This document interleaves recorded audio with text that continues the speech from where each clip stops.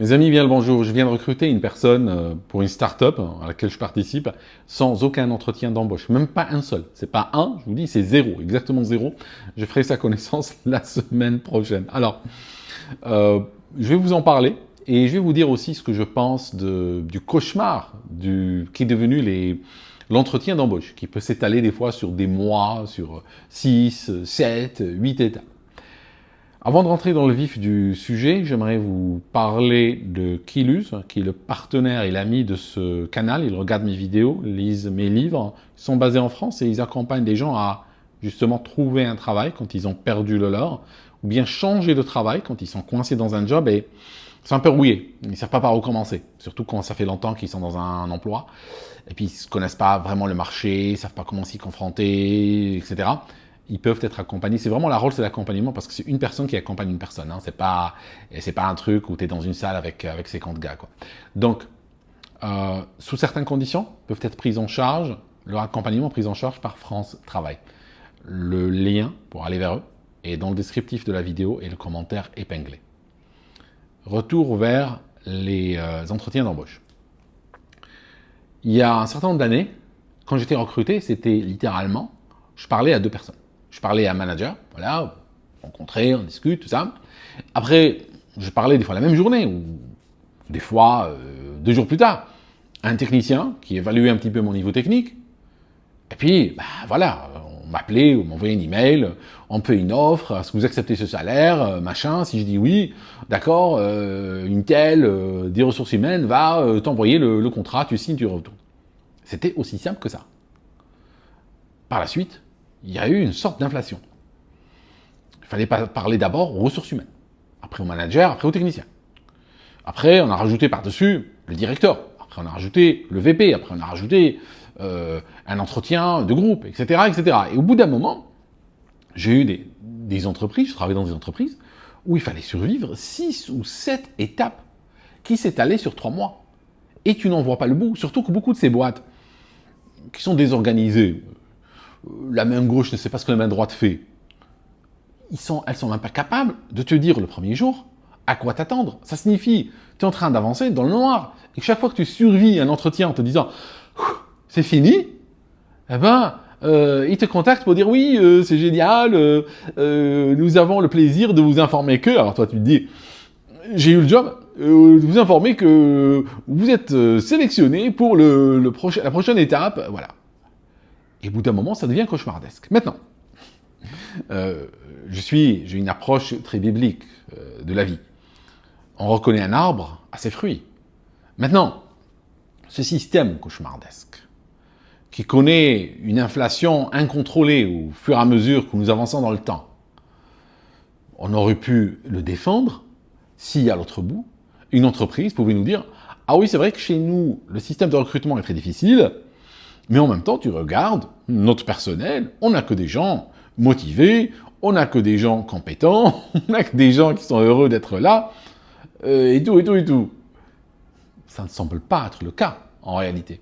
Ça signifie non seulement ce système est cauchemardesque, mais en plus, il ne garantit pas qu'à l'autre bout, on a des personnes intéressantes à travailler avec.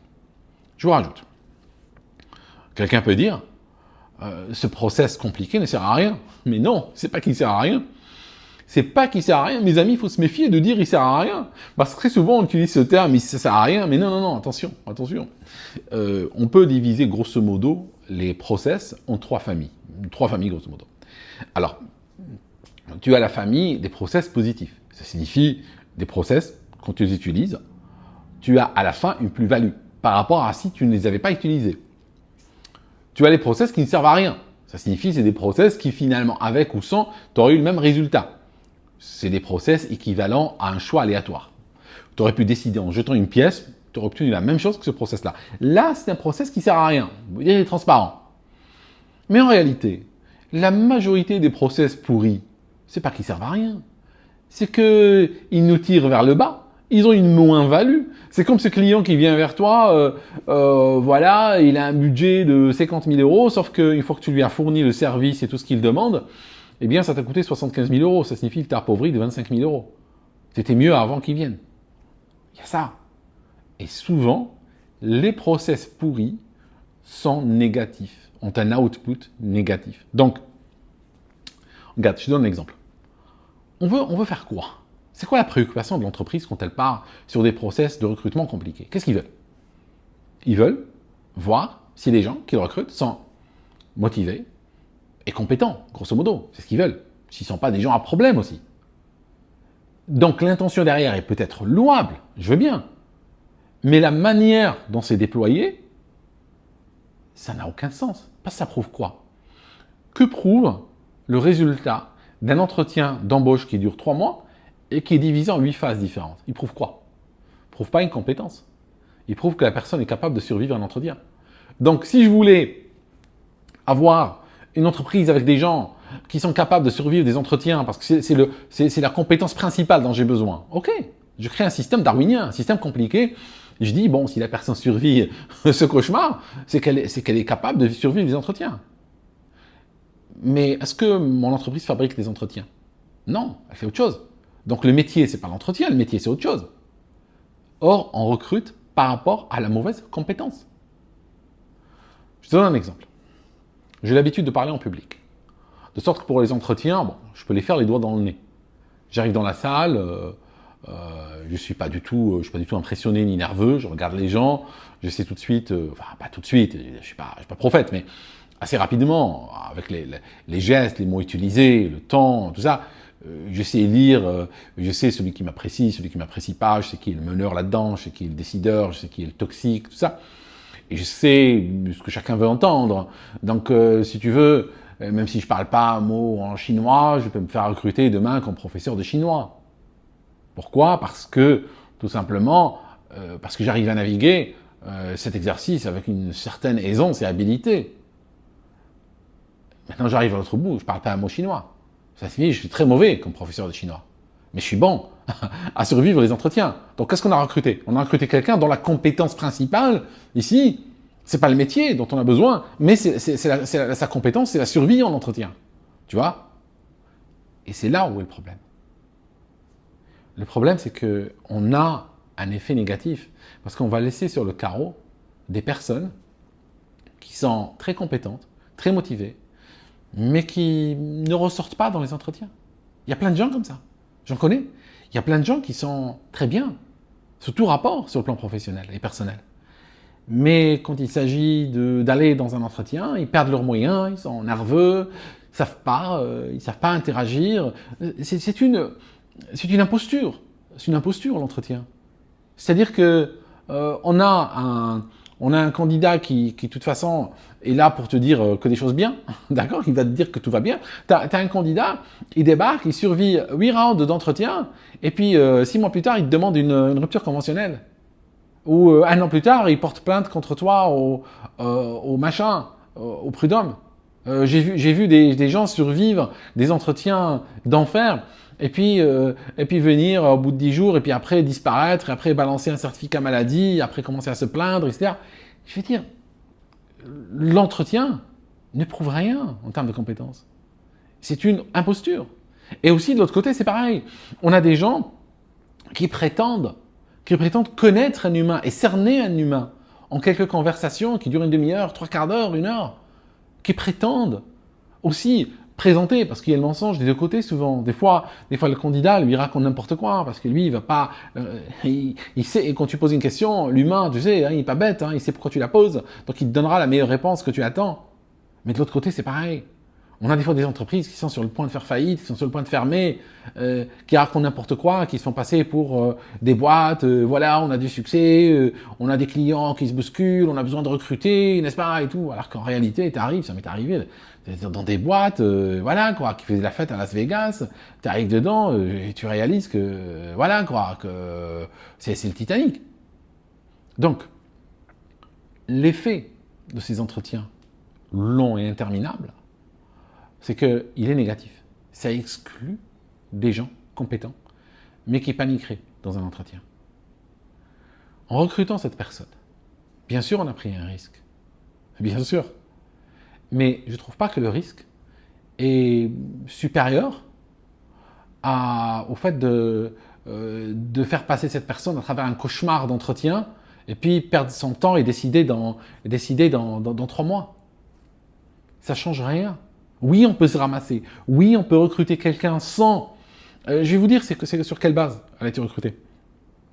Recommandée par quelqu'un qui la connaît, qui a travaillé avec, qui a certifié que c'est une personne motivée, très correcte, exacte, de bonne valeur de travail, compétente. Hein, on a un témoignage direct, je veux dire, tu peux faire mieux que ça. Elle a la formation qu'il faut, elle a le CV qu'il faut. En regardant le CV et l'information, plus ce témoignage de quelqu'un, je veux dire, c'est bon, quoi. Je n'ai pas le temps à perdre. On ne peut pas jouer au patron et puis lui casser les pieds avec des questions à la con. Hein, il y a plein de gens, vous savez, moi j'ai vu des managers, ils demandent à ChatGPT ou ils vont sur Google, ils cherchent questions à poser à un candidat, ils impriment ça, puis ils commencent à poser des questions et cocher. C'est quoi ce jeu-là? C'est quoi ce jeu? Ça n'a aucun sens. Il faut économiser son temps, respecter les gens, respecter l'intelligence des gens et arrêter avec ces conneries. On peut pas juger un humain comme ça, par des entretiens. Il y a une mouche qui me casse les pieds. Je vais m'occuper d'elle. Je coupe la caméra, parce qu'après on va m'accuser de cruauté envers les animaux, etc. Je coupe la caméra, et après je vais m'en occuper. Je disais, dans les grosses boîtes, ce qu'on voit aujourd'hui, l'inflation de l'entretien, je vous dis d'où elle vient. Elle vient parce que beaucoup de gens veulent se donner une raison d'exister. Parce que beaucoup de gens se sentent inutiles dans les entreprises. Et donc, ils viennent rajouter une couche de décision. Et ça crée de la bureaucratie, ça crée de la lourdeur. Et on finit par prendre des décisions qui sont coûteuses. On met des mois à les prendre. Et finalement, on fait n'importe quoi, on va au mur. D'accord? Oui, recruter quelqu'un sans entretien, d'accord, c'est prendre un risque. Mais travailler avec les humains, c'est toujours un risque. Quand j'achète, je sais pas moi, quand j'achète une clé à pipe numéro 16 et je la commande en ligne, je prends pas de risque. C'est simple comme système, c'est simple comme dispositif. Quand je vais l'utiliser, elle va rentrer. Mais un humain, tu vas faire comment? Tu as une technique, toi, pour ne pas te tromper sur un humain? Il y a des gens, ils sont mariés des fois pendant 10 ans et après ils se séparent, ils découvrent que l'autre était un sinistre personnage. 10 ans de mariage, n'est-ce pas? 10 ans de mariage et des gens se séparent et te disent des horreurs l'un sur l'autre. Tu vas faire quoi, toi, avec tes entretiens? Tu vas faire quoi avec tes 8 entretiens? Ce que des personnes n'ont pas vu en couchant ensemble pendant 10 ans. Tu vas, toi, le voir en 8 entretiens? Il faut revenir sur Terre. Il faut arrêter. Donc, qu'est-ce que je dis? Tu recrutes une personne sans entretien. Voilà, tu l'as recrutée sans entretien. Si elle est bien, c'est génial. Si elle n'est pas bien, tu as fait une erreur, c'est tout. Ça ne change rien au système. Mais il n'y a pas moyen. On n'a pas inventé. Je suis en train de mettre sous presse en 2025. On n'a pas inventé un système permettant de ne pas se tromper sur les humains. Donc, vaut mieux le reconnaître. Dire bon, il n'y a pas de système, ça n'existe pas. Ce que tu cherches, ça n'existe pas. Tu veux que je te vende, je sais pas moi, une clé, tu veux que je te vende un tuyau d'arrosage, tu veux ça, ça existe. Un système qui ne permet pas de se tromper sur des humains, ça n'existe pas. Point à la ligne. Donc soit tu l'acceptes, soit tu travailles avec des ânes. Ok? C'est tout, c'est simple.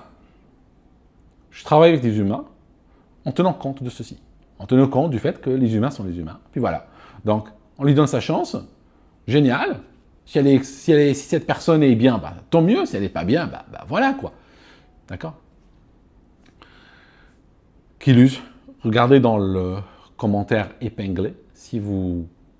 Je sais qu'ils aident aussi avec les entretiens. Hein, parce que, voilà, dans le monde dans lequel nous vivons, malheureusement, l'entretien fait encore partie, n'est-ce pas, de l'équation. Même si je viens de vous dire que c'est inutile, tout ça. Mais le problème, c'est quand vous allez rencontrer un employeur ne va pas penser comme ce que je suis en train de vous dire. Hein.